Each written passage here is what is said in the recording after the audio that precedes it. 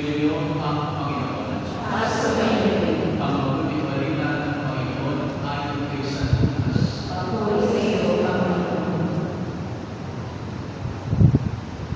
Noong panahon iyon, ang Panginoon ay huminang ng 72. Pinauna niya sila ng dala-dalawa sa bawat bayan o napatutulungan niya.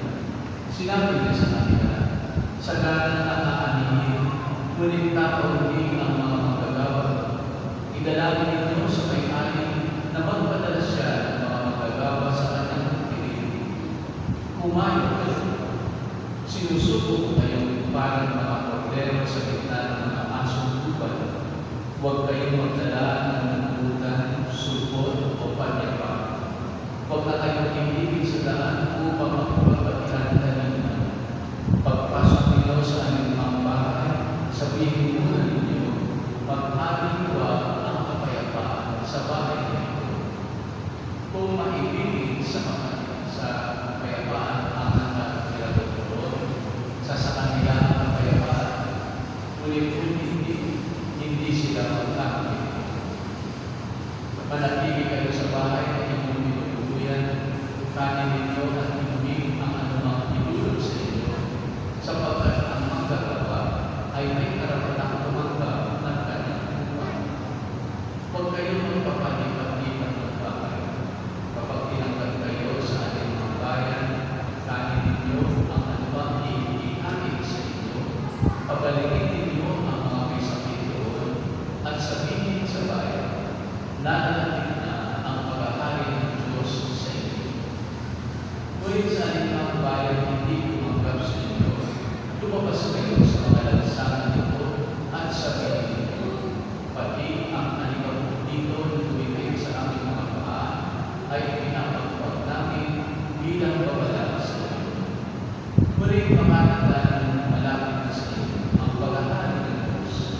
Sinasabi sa inyo, sa araw ng pag-upo ay hindi na mabigat ang kaparasuhan ng mga tao sa bayan nila kaysa sa dinanas ng mga taga-Sodoma. Bumalik ng Pagkuha ang 72, Panginoon, sabi ka, kahit po ang mga demonyo ay sumusunod kapag inutusan namin sa ngalan ninyo. Sumagot si Jesus, nakita ko ang pagkatulog ni Satanas mula sa langit, parang kita. Binigyan ko kayo ng kapangyarihan tumapak sa mga ahas at mga alakdan at yumunan sa kapangyarihan ng tao. Walang makapitinsala sa inyo. Kayuma, magalak kayo, hindi dahil sa suko sa inyo ang mga masasamang spirito, kung hindi dahil sa nakatala sa langit ang pangalan ninyo. Mga kapatid, ang mabuting balita ng ating Panginoon. Sadyang nakakalawak ng sinasakot na nais gawin ni Jesus sa pagpapalaganap ng mabuting balita, sa pagpapagaling ng mga may sakit, sa pagpapatawad ng mga nakasala sa Diyos, at sa pananatili ng pag-aari ng Diyos sa lupa para sa lahat. Sadyang napakalaking kailangan gawin, kaya tinarapan ni Jesus na hindi pa sa dating 2 apostles na hinilang niya at kanyang hinihanda ay naman ni Jesus na pumili ng 12 disipulo upang sa ganoon, sa dami ng mga aanihin, marami ang mga magiging manggagawa. Ganito mahalaga ni Jesus, hindi lamang malamig dalawa, o hindi ang pinutulog dalawa. Nasaan na ang mga pinutulog dalawa na hinilang ni Jesus? Sa larangan ng binyag ng ating tubig, bawat isa sa atin ay maaaring mapagilan sa pinutulog dalawa sa pagsasalukuyan. At kung tayo ay hinilang ng Diyos na nagkaroon ito, ay nararapat na gamitin natin ang pinagagawa ni Jesus sa mga nakulang pinutulog dalawa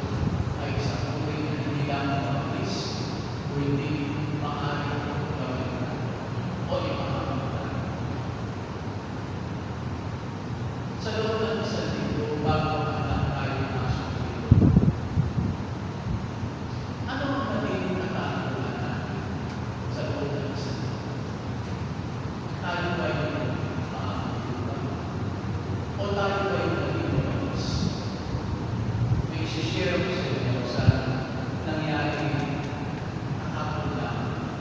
May mag-usap ako isang Pilipino at nagsishare kami tungkol dito sa ating Panginoon. Nasa buwan natin ang hindi na din ko yung usapan nila pag-asawa. Sapagkat meron siya na naman. Pero lang kami atin.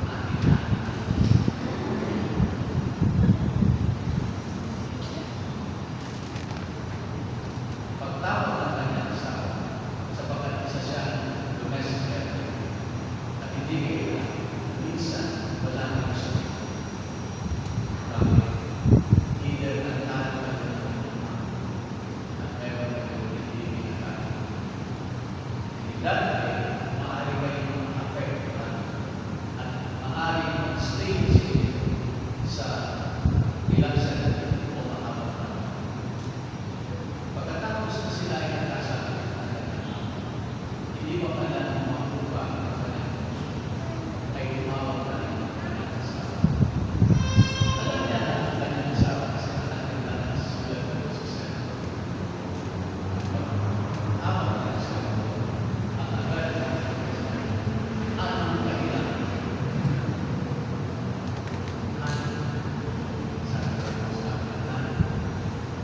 Gusto lang kitang pagpagin at maras ang birthday. Kasi birthday niya, kumain ng birthday. Nag-post na ako, pagmalik ko. Asang ba? Asang ba? O mga asang ba? Paano yung birthday na? Siguro kung paano yung tumawag. Kasi graduation yun. So, inaasahan na rin yung tawag ng kanya. At inaasahan din, unexpected nila, nababagay siya ng kanya. At totoo nga, nababagay yung kanya. At pinali siya, happy birthday, salamat na. Kaya naman sasabihin sa iyo, ano na graduation mo? Uwi nga ako, ang dahil takuin sa nagpawag na rin ako ng restaurant para sa graduation mo. At ang dami na nagbigay ng red bucket para pag-graduation sa iyo. Yun ay sasabihin sa iyo. Tungkol sa graduation. Oo, graduate ka.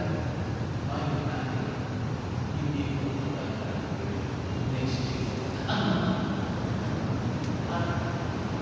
Balik ang tayo ng puso kung asuluan sa tao ng isa. Maaaring hindi tayo perfect bilang mga siwa ng Kristo, bilang mga hinilang ng Kristo na magpapahayag ng pero ang nagtatala natin na tayo ay matutulungan ng sa Diyos. Ano bang nagagawa sa ating na tao? Binabago ng salita ng Diyos. Pero tayo ng isang kahit na nagpapahayag at nagsishare at ibinabahagi ang salita ng Diyos na may kaugnayan sa buhay ng bawat isa. Binabago na rin. Talaga bang ginagawa tayo ng masama ng tutupan? Pero paano nangyayari na minsan ay nagbabago ang ating mundo at nagbabago ang ating ugali at nagbabago ang ating pagkakitaan at minsan ay nagiging asunod.